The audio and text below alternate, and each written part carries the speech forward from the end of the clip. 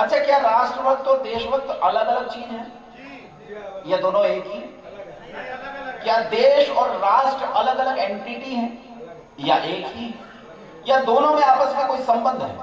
या इनमें से कोई एक दूसरे पर निर्भर करता है, एक किसी दूसरे पर आधारित है?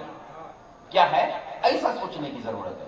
आओ समझते हैं राष्ट्र किसे कहते हैं। असल में मैं बताऊं आपको, मैं एक बहुत बड़े संगठन के एक वर्ग में गया, समझ तो आप गए होंगे, है? नाम नहीं लूंगा क्योंकि समझदार को इशारा बहुत होता है। तो मैं वर्ग में गया और वर्ग में जहां वहां पढ़ाया जा रहा था, वहां जाकर मैं 7 दिन तक पढ़ता रहा। और 7 दिन के बाद, वैसे वो 50 साल के लोग थे सब, उसमें 700-800 लोग थे और मेरी आयु बहुत कम थी। असल में प्रधानाचार्यों का वर्ग था, मैं भी उस समय प्रधानाचार्य था। आयु मेरी कम थी लेकिन था प्रधानाचार्य। तो जब मैं उस वर्ग में अंतिम समय आया तो वहां 5-6 लोगों का चयन किया गया वहां कुछ बताने के लिए। मेरा भी चयन हो गया। मंच पे जब गया तो मैंने उन लोगों से कुछ प्रश्न पूछे और प्रश्न मेरे ये थे, मैंने उनसे ये पूछा कि मुझे ये बताओ, 7 दिन तक अपन लोग पढ़ते रहे, ये विद्या किसे कहते हैं? 7 दिन पढ़ा, विद्या किसे कहते हैं? हम विद्यालय चलाते हैं। अच्छा, विद्यालय में भी एक अजीब बात होती है, विद्यालय के गेट पर ही लिखा होता है क्या? शिक्षार्थ आइए, सेवार्थ जाइए। अच्छा, नाम विद्यालय और दे रहा है शिक्षा। शिक्षा अलग वस्तु और विद्या अलग वस्तु। तो मैंने उनसे पूछा, ये बताओ विद्या किसे कहते हैं? आप आश्चर्य करेंगे, मुझे किसी ने नहीं बताया विद्या किसे कहते हैं। और अब इससे भी बड़ी आश्चर्य की बात यह है कि उनके जेब पर, हर एक के जेब पर एक बिल्ला लगा था, एक बैज लगा था और उस बैज के नीचे लिखा था सा विद्या या विमुक्त। विद्या किसे कहते हैं? जो बंधनों से छुड़ा दे उसका नाम विद्या है, लेकिन वो नहीं बता सके कि विद्या किसे कहते हैं। अच्छा, फिर मैंने उनसे पूछा, अच्छा ये बताओ राष्ट्र किसे कहते हैं? तो खट से बता दिया हमारा भारत राष्ट्र है। मैंने कहा राष्ट्र कहते किसे हैं? क्या इंग्लैंड राष्ट्र नहीं है? बोले नहीं है। तो मैंने कहा फिर क्या? ये समस्या हो जाती है। अमेरिका क्या राष्ट्र नहीं? और भैया अमेरिका राष्ट्र नहीं है तो हमारे राष्ट्र को भी राष्ट्र होने से खत्म करो। इतना ताकतवर हमें होना चाहिए जितना अमेरिका। राष्ट्र की अवधारणा क्या है, इस संबंध में बड़ी भ्रांतियां रहती हैं। मैं आपको राष्ट्र की अवधारणा आज यहाँ बताना चाहता हूं और भूलना मत। यहाँ कई बहुत अच्छे लड़के दिन में मुझसे मिलकर गए हैं, आरएसएस के, हिंदू जागरण मंच के, और कई लड़के हैं जो देशभक्ति से ओतप्रोत हैं, अपने घर का काम धाम छोड़कर देशभक्ति में लगे रहते हैं। मैं उन्हें जरूर बताना चाहता हूं कि राष्ट्र किसे कहते हैं, तब वो जानेंगे कि राष्ट्रभक्ति किसे कहते हैं। और मैं आपके परिश्रम को प्रणाम करता हूं कि आप इस देश के लिए इस तरह काम कर रहे हैं। आज कितने लोगों के मन में देशभक्ति और राष्ट्रभक्ति की भावनाएं रहती हैं, क्योंकि आज जो स्कूलों और कॉलेजों से तैयार हो रहा है वो प्रोडक्ट तो खड़ा होकर चिल्लाता है कि भारत तेरे टुकड़े होंगे इंशाअल्लाह इंशाअल्लाह। फिर कोई जल गया होगा उधर, जल जाए। लेकिन ऐसा हुआ है ना, उसका तो वीडियो मौजूद है। मेरी गलती थोड़ा है, वो तो उनकी गलती जिन्होंने कहा। राष्ट्र किसे कहते हैं? ध्यान से सुनो। राष्ट्र होने की 4 शर्तें हैं। सबसे पहली चीज, किसी राष्ट्र को राष्ट्र होने के लिए कम से कम एक जमीन चाहिए। अगर जमीन ना हो तो कोई राष्ट्र नहीं हो सकता। जैसे सेकेंड वर्ल्ड वॉर में यहूदियों के पास से सारी जमीन छिन गई, उनके पास जमीन नहीं रही, और ऐसी स्थिति में यहूदियों का कोई राष्ट्र नहीं बचा था। क्योंकि राष्ट्र होने के लिए सबसे पहली जरूरत किस चीज की है? यहूदी जर्मनी से भगा दिए गए क्योंकि हिटलर ईसाई था। उसने यहूदियों को बहुत बुरी तरह मारा, उनकी हत्याएं कर दी, गैस चैम्बर में बंद कर करके उनकी हत्याएं की, बहुत भयंकर नरसंहार मचाया था। यहूदी भागकर तितर-बितर हो गए। बहुत प्रसिद्ध यहूदी थे अल्बर्ट आइंस्टीन, जिन्होंने थ्योरी ऑफ रिलेटिविटी दी is equal to MC square, और वो उन्हें भी भागकर विचारों को वहां से अमेरिका जाना पड़ा और अमेरिका में जाकर शरण लेनी पड़ी। यहूदी इसी तरह मारे मारे फिरते रहे। बाद में उन्हें एक जमीन मिल गई और उस जमीन पर उन्होंने जाकर अपना राष्ट्र बनाया। इस जमीन का नाम है इजराइल, और आज इजराइल दुनिया के मजबूत देशों में आता है ना। तो राष्ट्र होने के लिए सबसे पहला घटक क्या है? जमीन, भूमि। इसी भूमि को संस्कृत भाषा में देश कहते हैं। भूमि का नाम ही क्या है संस्कृत में? देश। शरीर के किसी हिस्से को भी देश कह सकते हैं। मैं ये कह सकता हूं मेरे शरीर के इस देश में दर्द हो रहा है, मैं चिकित्सक के पास जाऊं, डॉक्टर से कहूं कि डॉक्टर साहब मेरी पीठ के इस देश में दर्द है। इस देश में मतलब इस जगह में दर्द है, जगह को देश कहती है। तो इसी भूमि का नाम देश है। अब दूसरा घटक, जमीन तो आपके पास हो लेकिन उस पर रहने वाला डेमोग्राफ ना हो, उस पर रहने वाली जनसांख्यिकी पॉपुलेशन ना हो, लोग ना हो, तो भी राष्ट्र राष्ट्र नहीं बनता है। राष्ट्र को राष्ट्र होने के लिए दूसरा घटक चाहिए, और दूसरा घटक है जनसांख्यिकी यानी पॉपुलेशन।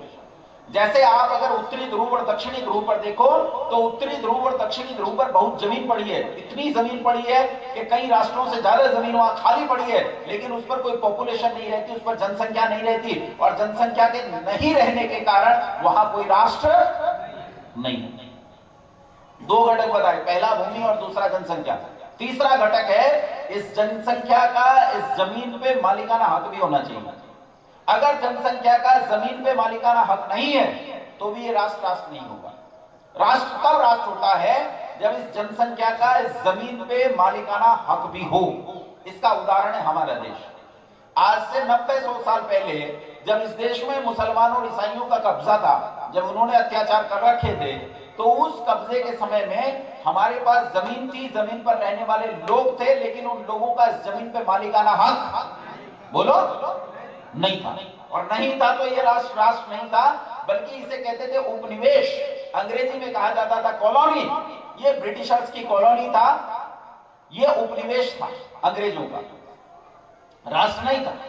तो तीन घटक मिलकर किसी राष्ट्र का शरीर बनाते हैं, लेकिन ये शरीर तब तक मरा हुआ होता है जब तक इसमें आत्मा न हो। किसी शरीर को जीवित होने के लिए क्या चाहिए?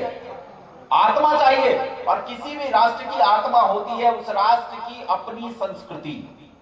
जब तक उसमें अपनी संस्कृति ना हो तो राष्ट्र में आत्मा नहीं है, राष्ट्र अनुप्राणित नहीं होता।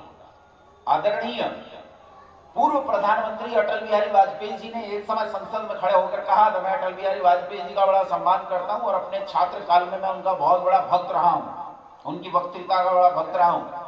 हालांकि सात्विकता उनकी इतनी नहीं है जितनी अपने वर्तमान प्रधानमंत्री की है, सात्विक ये ज्यादा है, लेकिन उनकी वक्तृता का मैं बहुत प्रशंसक रहा हूं। उन्होंने एक बार संसद में खड़े होकर कहा था कि यह राष्ट्र केवल ईंट, मिट्टी, पत्थर, नदी और पहाड़ों से बना हुआ नहीं है, यह केवल लोगों, उनके कपड़ों, उनकी दुकानों, उनके घरों से मिलकर बना हुआ नहीं है, अपितु यह एक जीता जागता राष्ट्र पुरुष है। लेकिन कोई राष्ट्र जीता जागता राष्ट्र पुरुष तब बनता है जब उसके भूमि, उसकी जन और उसके उस स्वामित्व के भीतर उसकी संस्कृति प्रवाहित होती है। संस्कृति ही किसी राष्ट्र को अनुप्राणित करके जीवंत कर देती है। अच्छा, इस आधार पर हम अपने राष्ट्र की चर्चा कर लेते हैं। हमारा अपना राष्ट्र है कि नहीं? बताओ, हमारा राष्ट्र के पास जमीन है कि नहीं है? बोलो, कहां से कहां तक है? कितनी जमीन है? जमीन तो बहुत बड़ी, जमीन तो इतनी बड़ी है कि 16 महाजनपद माने जाते हैं। अगर उन महाजनपदों की बात करने लगूं तो इंडोनेशिया स्वर्ण भूमि के नाम से जाना जाता था, यह भारत का हिस्सा है। म्यांमार एक जनपद के नाम से जाना जाता था, ये भारत का हिस्सा है।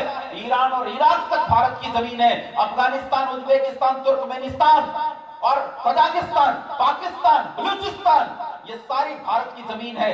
ये सारा सिक्किम, ये सारा नेपाल, भूटान और परे तक चले जाओ म्यांमार तक का इलाका, ये सारा का सारा थाईलैंड, इंडोनेशिया, मॉरिशस, ये पूरा इलाका और नीचे श्रीलंका तक का ये सारा का सारा इलाका भारत का है। ये है अखंड भारत। लेकिन बाद में ये भारत खंड खंड हो गया, खंड खंड हो गया। तो जितना अब बचा है उतना बता देता हूं। सबसे ऊपर क्या है? कश्मीर। अरे नहीं, कश्मीर अब नीचे आ गया, अब ऊपर राज्य के हिस्से हो गए हैं। सबसे ऊपर पड़ता है लद्दाख, सबसे क्या पड़ता है ऊपर, और सबसे नीचे कन्याकुमारी। तो अब कश्मीर से कन्याकुमारी कहना बंद करो, अब क्या कहना शुरू करोगे? लद्दाख से कन्याकुमारी। और गुजरात का जो आखिरी क्षेत्र है जिसे अटक बोलते हैं, वहां से लेकर और सेवन सिस्टर्स का जो प्रदेश कहा जाता है, असम, त्रिपुरा, मिजोरम, नागालैंड, अरुणाचल प्रदेश, मेघालय, सिक्किम, इनका जो आखिरी क्षेत्र पड़ता है उसे कछार बोलते हैं या कटक बोलते हैं। तो लद्दाख से लेकर कन्याकुमारी और अटक से लेकर कटक तक, इन 4 बिंदुओं के बीच का भूभाग तो अब भी हमारे पास बचा हुआ है। बोलो हाँ के ना? है ना? तो पहला घटक पूरा भूमि है हमारे पास। बताओ माताओं, तुम भी झूठी मोटी गर्दन हिलाई दो, बताओ है कि नहीं? इतनी बात समझ में आ रही है कि नहीं? देखो, अगर तुम्हारी समझ में नहीं आएगी तो बहुत नाश हो जाएगा। कैसे नाश हो जाएगा बताओ? तुम लोग यहां नहीं लड़ रहे, लेकिन घर में जहां रहती हो वहां 1 इंच जमीन के लिए झगड़ा होता है। पति से कहती है देखो देखो दीवार हमारी तरफ रख दी, कहती है कि नहीं? देखो दीवार 3 इंच हमारी तरफ खिसका दिया, हमारी तो यहां तक थी। कितने पे झगड़ा हो रहा है? 3 इंच पे। यहां पूरा पाकिस्तान चला गया, पूरा अफगानिस्तान चला गया। 3 इंच पे झगड़ा हो रहा है। अगर तुम अफगानिस्तान पाकिस्तान बचा लोगी तो 3 इंच पे झगड़ना नहीं पड़ेगा। इसलिए थोड़ी थोड़ी मुंडी, कितने हैं? 110 करोड़ हैं, थोड़ी तो नहीं है, पॉपुलेशन है। तीसरा ये बताओ, इस पॉपुलेशन का जमीन पर हक है कि नहीं है? है ना? और जिसे लगता हो नहीं है, पांव रख के दिखा, पता चल जाएगा है कि नहीं है। वो कहानी सुनिए ना आपने, बिच्छू की। बिच्छुओं की एक कतार जा रही थी, तो सबके पीछे यूं वो कांटा उठा रहता है, डंक उठा रहता है, सबका यूं उठा हुआ था। तो व्यक्ति को समझ में नहीं आया कि सारे बिच्छू जा रहे हैं, लेकिन जाते सब एक लाइन में, कोई तो इनका सरदार होगा। उसने बिच्छू से पूछा कि भैया तुम्हारा सरदार कौन है? तो उसने कहा जिसके सिर पे हाथ रख दे वही बता देगा कि मैं सरदार। तो जिसे यह लगता हो कि हमारा मालिकाना हक नहीं है, पांव रख के दिखा भाई, हम बताएं। जमीन है, लोग हैं, स्वामित्व है, हाँ के ना? हाँ। और ये बताओ हमारे पास संस्कृति है कि नहीं? विश्व 12 संस्कृति, अद्भुत संस्कृति है। दुनिया की ऐसी संस्कृति जिसने ऐसे भिखमंगों को सबको गले लगाया। उन्होंने आकर छुरा फूंक दिया, लेकिन हमने गले लगाने में कसर नहीं रखी, हमने तब भी गले लगाया। बोलो संस्कृति है कि नहीं है ना? तो भारत एक राष्ट्र है कि नहीं? किसका है? संसार में परमात्मा ने प्रक्रिया बनाई है, उसे कोई फॉलो नहीं कर रहा है इनमें से, ये सब ऐसे ही जी रहे। क्या उनका राष्ट्र नहीं है? बोलो। अरे उनका राष्ट्र नहीं है। इस देश में पिताजी भी तो पैदा हुए थे। अरे इस राष्ट्र के पिता थे कि नहीं थे? उन राष्ट्र पिता के भाइयों का, उन्हें वो भाई कहते थे, उनका है कि नहीं है? पता नहीं है कि नहीं है। अच्छा अपना बता, तुम्हारा है कि नहीं है?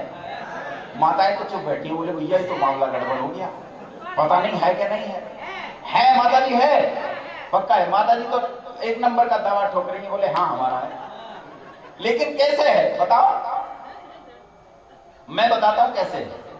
विनायक दामोदर सावरकर इसके संबंध में परिभाषा देते हैं, हालांकि यही परिभाषा भारतीय संस्कृति। संजय जी मैं बोलता रहूं कि घबरा जाऊं? संचालक के आने से डर लगता है ना। समय पूरा हो गया मेरा? अभी कह रहे हैं 10-15 मिनट है। और भैया जिसके पास वोट बैंक होता है वो ज्यादा मिनट भी ले सकता है। वोट बैंक किसके पक्ष में है? ठीक है, फिर संजय जी से जीत जाएंगे, ये इलेक्शन हार गए और मैं 10-15 मिनट में शायद बात पूरी कर दूंगा। वीर विनायक दामोदर सावरकर इस देश के संबंध में बताते हैं कि देश किसका हो सकता है, लेकिन जो परिभाषा उन्होंने दी है वो परिभाषा एक और व्यक्ति ने दी है। किसने? संविधान किसने बनाया था? किसने? डॉक्टर राजेंद्र प्रसाद ने या डॉक्टर भीमराव अंबेडकर ने? अब ये कह रहे हैं कि तो आपस में मिलजुल के बनाए थे। 2-3 बातें आ गई, एक कोई कह रहे थे राजेंद्र प्रसाद, एक कोई कह रहे थे डॉक्टर भीमराव अंबेडकर, दूसरे ने कहा कि भैया देखो हम तो राजनीतिक आदमी है, सबने मिलजुल के बनाया, वोट नहीं जानी चाहिए। अच्छा आपको पता है लगभग 300 लोग संविधान सभा में मौजूद थे। कितने लोग मौजूद थे? संविधान सभा के अध्यक्ष थे राजेंद्र प्रसाद जी, और इसके अंतर्गत कई समितियां थी, उनमें से एक प्रारूप समिति थी। प्रारूप समिति के चेयरमैन का नाम था डॉक्टर भीमराव अंबेडकर। अच्छा ये बताओ डॉक्टर भीमराव अंबेडकर ने संविधान बनाया होगा या इन 300 लोगों ने? अच्छा इन 300 ने बनाया होगा या इस देश में मौजूद 50 करोड़ लोगों ने? 300। ध्यान रखना, ये 300 लोग उन 50 करोड़ के नुमाइंदे हैं। जब आपकी संसद में कोई कानून बनता है तो वो कानून संसद नहीं बनाती, हमारे भेजे हुए प्रतिनिधि बनाते हैं। तो उस कानून के बनने में हमारी हिस्सेदारी बोलो है कि नहीं है? तो वो कानून इस देश के 150 करोड़ लोग बनाते हैं। इसी तरह संविधान भी इस देश के 55 करोड़ लोगों ने बनाया था। जब आप ये कहते हो तभी आप वास्तव में डॉक्टर भीमराव अंबेडकर को सम्मान देते हो, क्योंकि फिर यह नहीं आरोप लगा सकता कि उन्होंने अपनी मनमर्जी चलाई। कोई आरोप नहीं लगा सकता उन्होंने अपनी मनमर्जी से कानून बनाए। कानून तो सारी दुनिया ने मिलकर बनाए, तब जाकर ये देश बना। इन्हीं में एक जो डॉक्टर राजेंद्र प्रसाद जो संविधान सभा के अध्यक्ष थे, इन डॉक्टर राजेंद्र प्रसाद ने एक पुस्तक लिखी है भारतीय संस्कृति। 1,500-2 हजार रुपए की किताब आती, कभी खरीद कर पढ़िएगा जरूर। अगर खरीदने में महंगी लगे तो मांग के पढ़िएगा, लेकिन पढ़िएगा जरूर, पुस्तक अच्छी है। जब आज इस पुस्तक को पढ़ते हैं डॉक्टर राजेंद्र प्रसाद की, और एक पंडित रामधारी सिंह दिनकर की पुस्तक है संस्कृति के 4 अध्याय, ये 2 पुस्तकें बहुत विशेष लगती हैं। लेकिन इन्हें कंक्लूड किया है वीर विनायक दामोदर सावरकर ने, और वो 6 शर्तें बताते हैं कि किसी का राष्ट्र कैसे हो सकता है। उसकी 6 शर्तें हैं। पहली शर्त ध्यान से सुनो, पहली शर्त यह है कि जो उस देश पर अपना दावा ठोकता हो ये उसकी मातृभूमि होना चाहिए। दूसरी शर्त, ये उसकी पितृभूमि होना चाहिए। तीसरी शर्त, ये उसकी पैतृक भूमि होना चाहिए। चौथी शर्त, ये उसकी जन्मभूमि होना चाहिए। पांचवी शर्त, ये उसकी कर्मभूमि होना चाहिए। और छठी शर्त, ये उसकी पुण्यभूमि होना चाहिए। जब तक ये 6 शर्तें पूरी नहीं हो जाती तब तक ये राष्ट्र उसका नहीं हो सकता जो दावा ठोक रहा है। अब अपने संबंध में तुलनात्मक रूप से नहीं घटती है, इस बात को अच्छे से देख लेना। अच्छा ये बताओ, ये हमारी मातृभूमि है कि नहीं है? मैं आपको सरकारी कागजात देता हूं कि जमीन आपकी है। मैं देता हूं सरकारी कागजात। ये गांव का नाम है 12। इस 12 अच्छा 12, माफ कीजिएगा गलती हुई। तो 12 इस गांव का नाम है। अच्छा इसमें खेतीबाड़ी की जमीन है कि नहीं है? ना खेतीबाड़ी की जमीन। कितने लोग हैं जिनके पास उस खेतीबाड़ी की जमीन का बैनामा रजिस्ट्री है? एक भी? एक के पास भी नहीं। एक के पास भी नहीं। किसी ने बीघा 2 बीघा, कट्ठा 2 कट्ठा जमीन खरीद ली होगी तो उसकी रजिस्ट्री होगी, लेकिन जो पूर्वजों से चली आ रही जमीन है, क्या उसकी रजिस्ट्री, उसका बैनामा आपके पास है? नहीं है, कोई कागज नहीं है आपके पास। फिर कैसे पता चला कि वो जमीन आपकी है? आप तहसील में जाओ, तहसील में दर्ज है। क्या दर्ज है? तहसील में दर्ज है कि राम स्वरूप के 4 लड़के थे। हैं? राम स्वरूप के 4 लड़के हैं, मनोहर है, विजय है, जय है और कैलाश है। और राम स्वरूप के इन 4 लड़कों को उसकी 100 बीघा जमीन बराबर बराबर बट गई। ये वाले 25 बीघा खेत इसके, ये वाले इसके, ये वाले इसके और ये वाले इसके। तहसील में बताओ इसी तरह दर्ज है कि नहीं जमीन? आना बोलो। और मेरे यहाँ तो इसे खतौनी बोलते हैं, आपके यहाँ पता नहीं क्या बोलते हैं। खतियान बोलते हैं, आपके यहाँ खतियान बोलते हैं, हमारे यहाँ खतौनी बोलते हैं। ये खतौनी में दर्ज है कि ये जमीन मेरी नहीं है, ये जमीन मेरे बाप की है। किसकी है ये जमीन? लेकिन आप अगर इसे तहसील को जाकर इस खतियान को ध्यान से देखो तो आपको पता चलेगा ये जमीन आपके पिता की भी नहीं है। ये किसकी है? ये उसके पिताजी की है। और आगे जाओ, ढूंढो क्या ये उसकी जमीन है तो पता चलेगा ये उसकी भी किसकी है? उसके भी पिता की है। और उसके पिता और उसके पिता और उसके पिता और उसके पिता और सृष्टि के आदिकाल तक चले जाओ, हम सबके पिताओं के पिता इसी देश में पैदा होते चले आए। और सृष्टि के आदिकाल में जो लोग थे ये उनकी जमीन है और वो हमारे पिता थे, इसलिए ये उतरते उतरते आज हमारे नाम पर आ पहुंची है। इसलिए ये मेरे पिता की जमीन है और मेरे पिता की जमीन होने से ये मेरी पितृभूमि है। बोलो हाँ कि ना?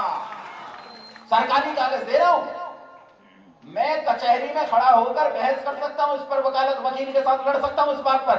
बोलो पितृभूमि हमारी है कि नहीं है? है ना? पीछे जो कुछ गमले रखे हैं उनकी भी गर्दन हिलनी चाहिए, है? ये हमारी पितृभूमि है। अच्छा ये बताओ, भूमि पिताजी की है कि माँ की भी है?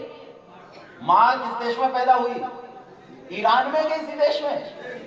तो मेरी माँ की जमीन है और उसकी माँ की और उसकी माँ की और उसकी माँ की और उसकी माँ की और सृष्टि के आदिकाल तक चले जाओ, ये हम सब की माओ की माँ जो होती चली आई उनकी जमीन है। और मेरी माँ की भूमि होने से ये मेरी, बोलो बोलो, माँ की भूमि होने से मेरी, पिता की भूमि होने से मेरी, अरे जोर से वहां तक आवाज जानी चाहिए मस्जिद तक, है? पिता की भूमि होने से मेरी, माता की भूमि होने से मेरी और माता पिता दोनों की भूमि होने से मेरी पैतृक भूमि है। बोलो हाँ कि ना? और जन्म लिया इसी जमीन पर तो जन्म लेने से मेरी जन्मभूमि है और योग्यता प्राप्त करके अपना कर्म इसी देश को समर्पित कर रहा हूं और कर्म करने से मेरी कर्मभूमि है। 5 बातें सिद्ध हो गई मेरे बारे में, हम सब के बारे में, इन 100 करोड़ हिंदुओं के बारे में सिद्ध हुई कि नहीं है? और छठी शर्त है ये हमारी पुण्य भूमि होनी चाहिए। पुण्य भूमि उसे कहते हैं जिस भूमि पर व्यक्ति अपने सांस्कृतिक क्रियाक्रम करता हो, कार्यक्रम करता हो। तो ये हमारी सांस्कृतिक भूमि। बोलो हम अपना यज्ञ कहां करते हैं? पर हम अपनी देव पूजा कहाँ करते हैं? हम अपने मंदिरों में घंटे घड़ियाल कहाँ बजाते हैं? अस्थि विसर्जन करने कहाँ जाते हैं? बोलो, जो भी जैसा वैदिक अवैदिक जो भी हमारा सांस्कृतिक काम है वो हम इसी भूमि पर करते हैं कि नहीं करते? करते हैं ना। तो ये हमारी पुण्य भूमि हुई कि नहीं हुई? सावरकर यहाँ एक बात लिखते हैं कि पुण्य भूमि एक बात सिद्ध करती है कि जिसकी पुण्य भूमि नहीं है उसकी मातृभूमि, पितृभूमि और पैतृक भूमि नहीं है। ये बात ध्यान से सुनना मित्रों, बंधुओं, मेरी ओर ध्यान रखो। लोग आते जाते रहेंगे, मेरी ओर ध्यान रखना। ये बात फिसल गई तो सारा मामला गड़बड़ हो जाएगा। जिसकी पुण्य भूमि है उसी की पितृभूमि है, उसी की मातृभूमि है, उसी की पैतृक भूमि है। समझ में आई कि नहीं आई? हाँ, बिल्कुल सही।